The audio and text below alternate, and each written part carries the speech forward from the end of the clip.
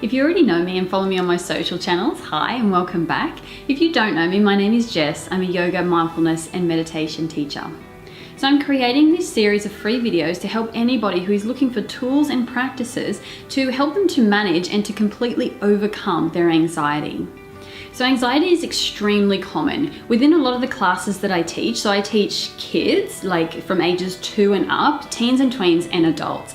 And in every age group, anxiety seems to be absolutely rampant and it's becoming very, very chronic. So in my life, anxiety plays a huge role. So I've had chronic anxiety literally for as long as I can remember. My earliest memories, I've always had chronic anxiety. So there's all different types of anxiety that you can have. You can have separation anxiety, social anxieties, generalized anxieties, and they can become quite chronic. So I've had generalized anxiety, which is just anxiety about pretty much everything. And then I've also had severe phobias, which is so your anxiety is more about one specific thing, and also OCD, which is quite an intense form of anxiety. So I've had a lot of experience with anxiety, and it just became something that I lived with. It's just something that I coped with, and it was just the way that I was. Then about 5 years ago, I started to do my yoga teacher training. So I've been doing yoga myself for about 20 years. So my practice was sort of off and on, and then I really wanted to dive deep into it. So I started to do yoga teacher training.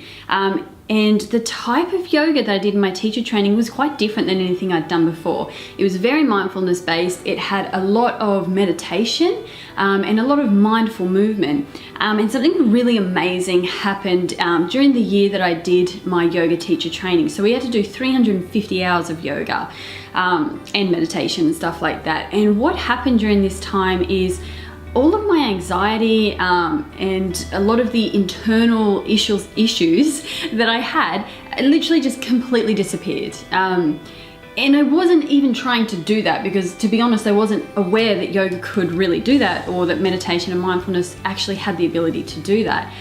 So it really triggered a curiosity in me as to why something that was so strong in me and really controlled my life and controlled a lot of what I did just kind of seemed to dissolve and disappear without any effort. And so obviously I looked into it more, researched it a little bit more, and what I came to find was the types of mindfulness practices that I was doing was actually changing the way that my brain and the way that my nervous system functioned, the way that it worked. So basically what this series is about is I'm sharing with you exactly what I did to completely overcome chronic and debilitating anxiety in a way that was really, really easy, or seems really, really easy now, and that I had no idea.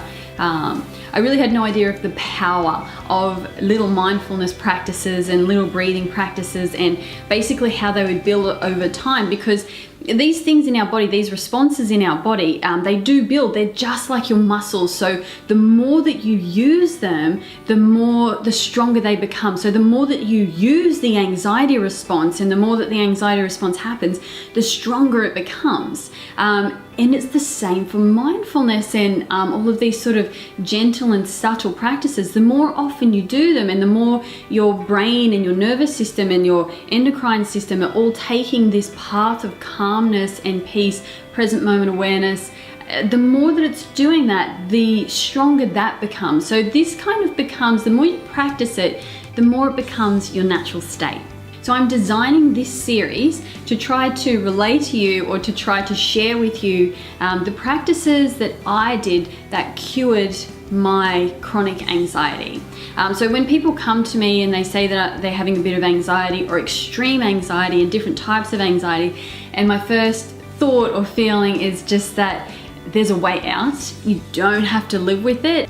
So the symptoms of anxiety, there's actually loads of symptoms of anxiety. So there's the really common ones that everyone would generally know, because anxiety is a natural response in the body. And in fact, it's our survival response, and it deserves to be honored. It's a really important response in the body, and it's helped us to survive and to evolve.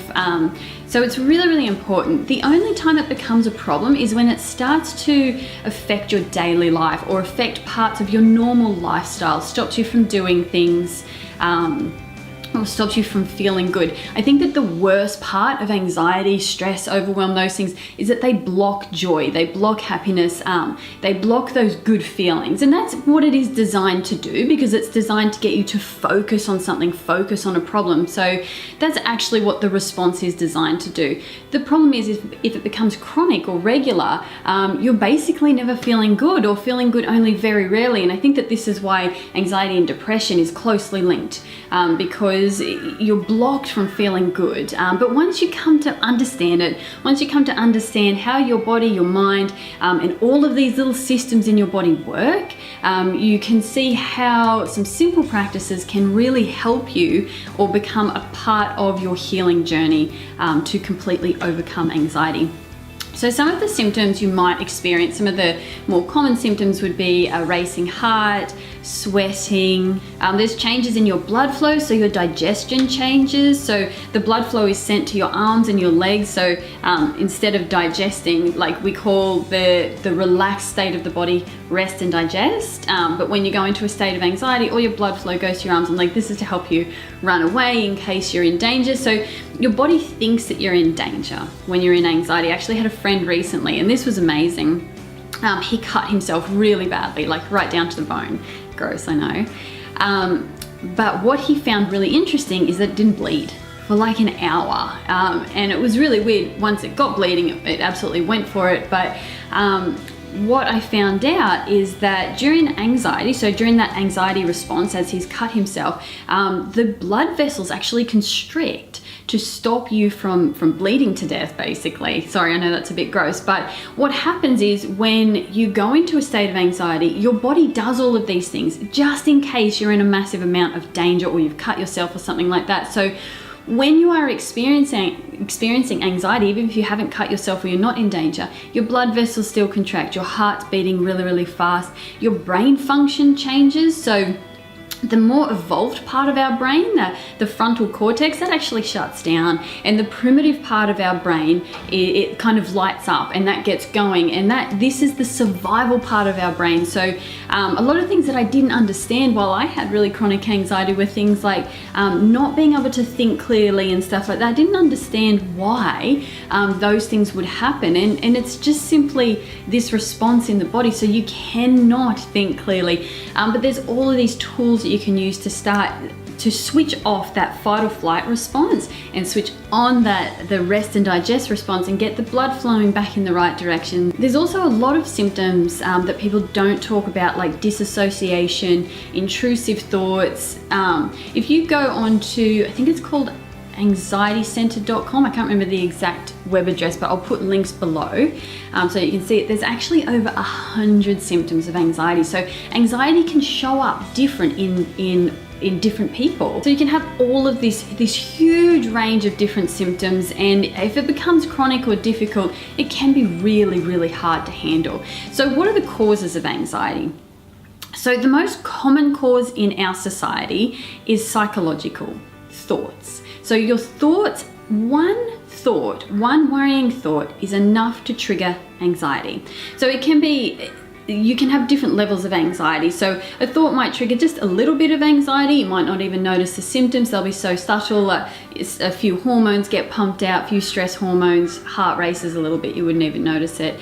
If it's a really worrying thought, we're going to have a huge stress response, and loads of stress hormones are going to get pumped out.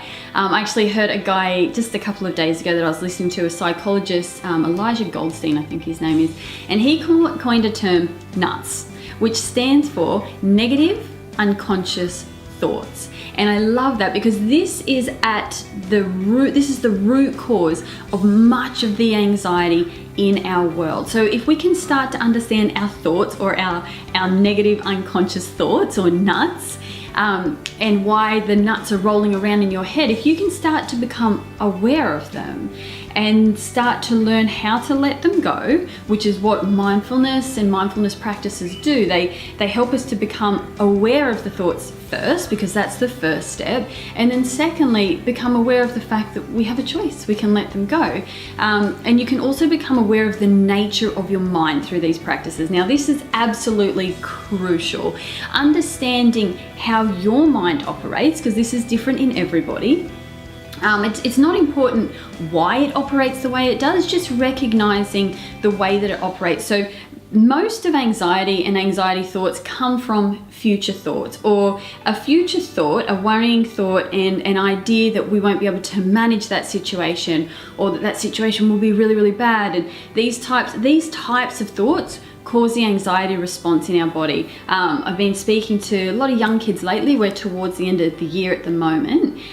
Speaking to a lot of teens and tweens who have exam anxiety, severe anxiety during tests. Now, when you understand the way that the body works and the way that the brain changes when you're having anxiety, your anxiety about the test is going to stop you from being able to actually do the test because of the way that your brain function changes during a state of anxiety. So learning to manage anxiety, or even just understanding what's triggering your anxiety and how to calm and settle it, is absolutely crucial, and these practices can really help you to do that. Okay, so what do we do? What is mindfulness, yoga, meditation? So what we're going to do is we're going to use yoga as a moving mindfulness practice. I'm going to teach you mindful breath awareness practices and mindful meditations. Okay, so with mindful movement, we're going to be using yoga. It doesn't matter how you do the yoga for this type of practice, okay? So what we're after is you getting on your mat, spending some time. I would recommend about 10 or 15 minutes, which is how long the sequences that I record for you will go. I would recommend about 10 or 15 minutes of mindful movement. So it does not matter about your alignment. Am I getting it right? Am I doing it wrong? Does not matter. What matters is that you're bringing your awareness into your body, and I'll guide you to do this as we do the practices. You're bringing your awareness just for these few moments into the body. You can feel your feet on the ground. You can feel your arms as they're stretching and moving out. And so what this is actually doing is it's giving your mind a break. It's giving your mind a break from the incessant thoughts and the stream of thoughts that we have. And this is our modern world where we've just got a million things thrown at us. Have to do this, have to do that. Oh my gosh, go do this. Oh my gosh, go do that.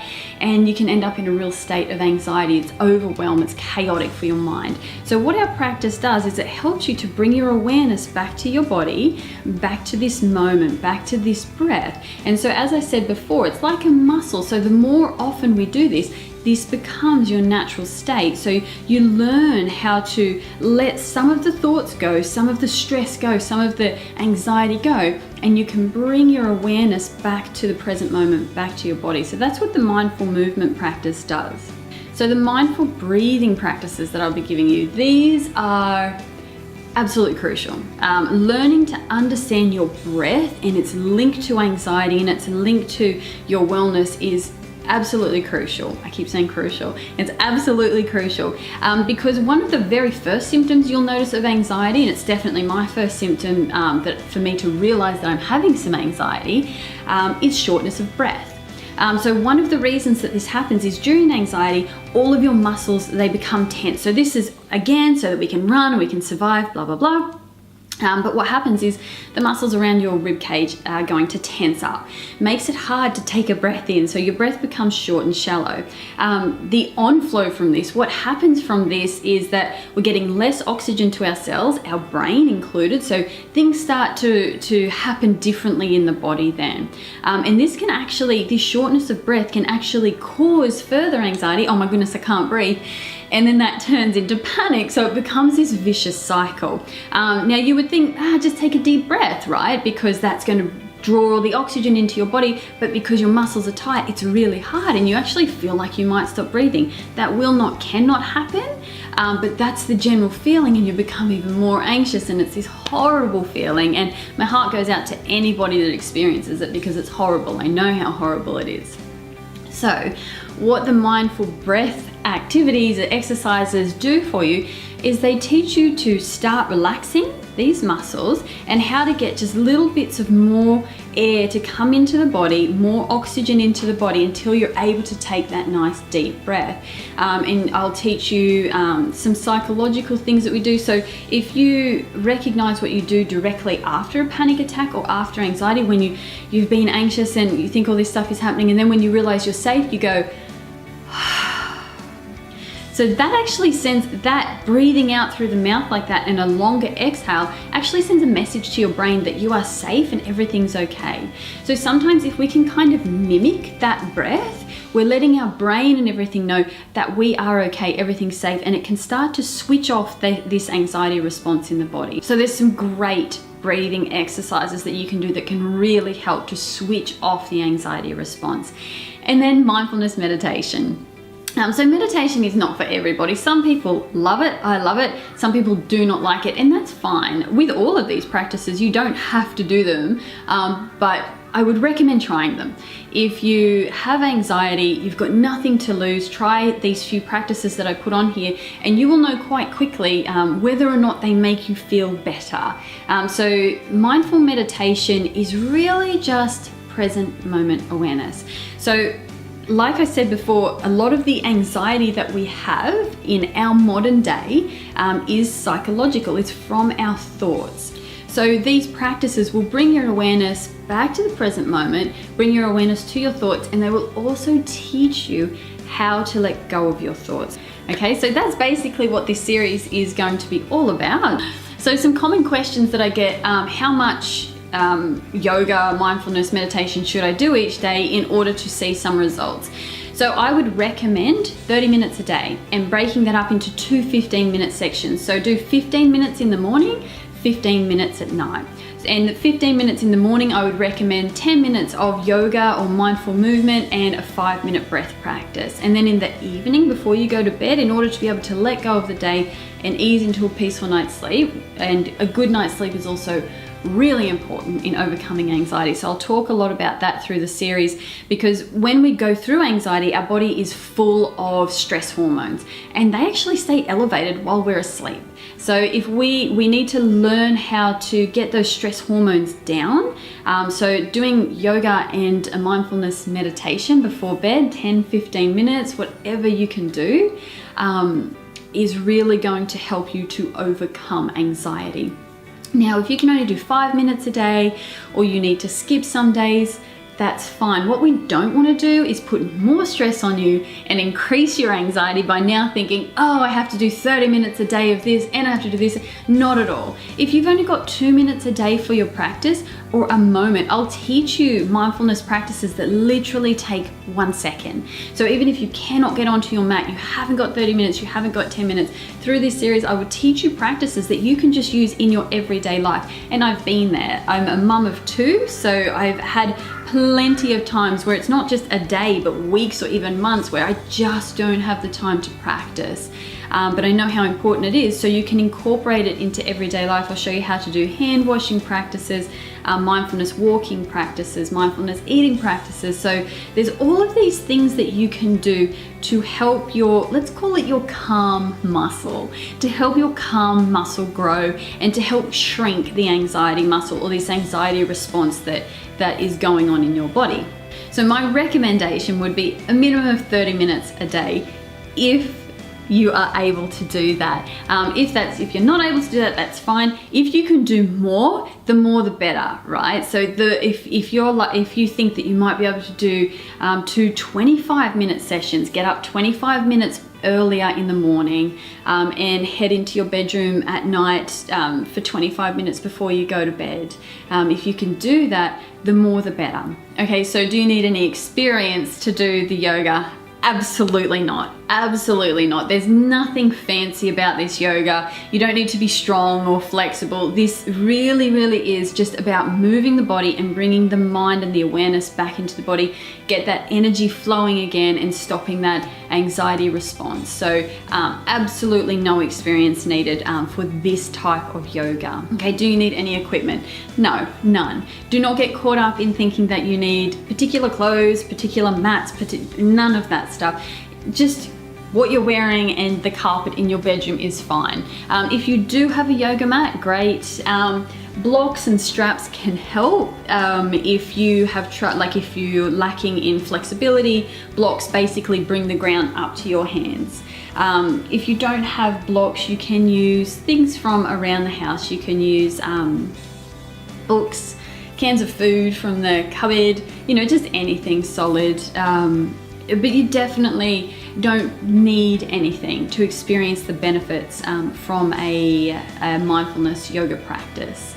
A couple of cushions, having some cushions on hand and some blankets and stuff like that would be good, but I'll guide you through all of that as we do the yoga practices. So that's pretty much it, and we can just about get started. If you have any questions at all, please message me. I want to help where I can. I know how difficult having anxiety and living with anxiety can be, whether it's small anxiety that you're trying to overcome or huge, large amounts, which I have experienced myself, that type of anxiety where it's really debilitating, really difficult to live with and changes everything that you do. If you've got questions about any of it, please message me.